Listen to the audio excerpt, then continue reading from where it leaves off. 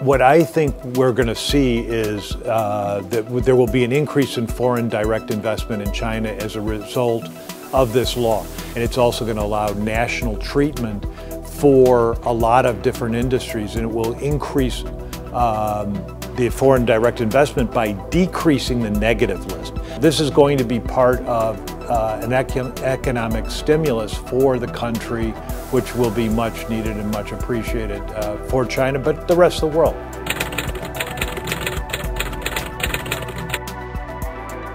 The new foreign investment law actually addresses these ideas that forced technology transfer is not to be permitted. And when you're talking about intellectual property, the devil or God is always in the detail. I think that a lot of times in media today, as an intellectual property practitioner, I see this on a daily basis, that one can say forced technology transfer is a problem. Yes, it is a problem, but give me the details. And every time that I deal with clients, and when I deal both Chinese and foreign, we have to understand the exact circumstances and the facts of the case. The laws, policies, and regulations on intellectual property are among the best in the world. There is no question about it. The issue with the actual implementation of these laws, policies, and regulations through the court system is really a gargantuan undertaking with regards to the infrastructure.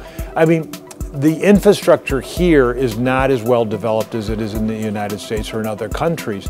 And so I think we have to keep those kinds of things in mind with regards to being patient about just the infrastructure, about how to implement these things and how to go forward. I think the intent is there, and that should be well known to the public.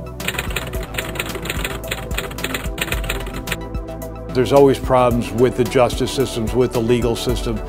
You know, the legal system is an attempt to try to move in the right direction. Are there going to be loopholes? Are there going to be problems? Yes, there are with this system in China and with the system anywhere in the world that's trying to honestly go forward.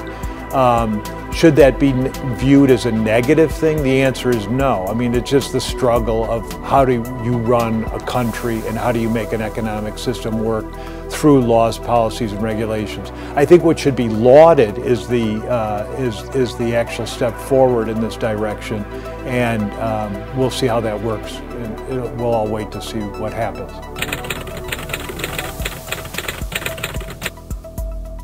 The first the step in a journey of 10,000 li is a single step. And so I think that nothing is going to be able to satisfy anyone immediately. I mean, this is a longer sort of trade route and pathway. And I think that everyone knows, and I think what has been demonstrated, the deadline was to be March the 1st, in which they were going to have these things sorted out.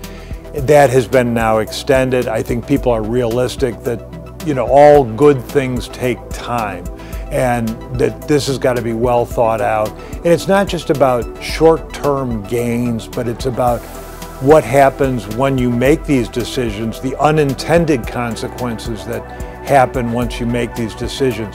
So it's one thing to placate the other side, but it's also another thing to understand what are the implications for both sides with regards to these changes. I think that the intent is good, and that's what we should focus on.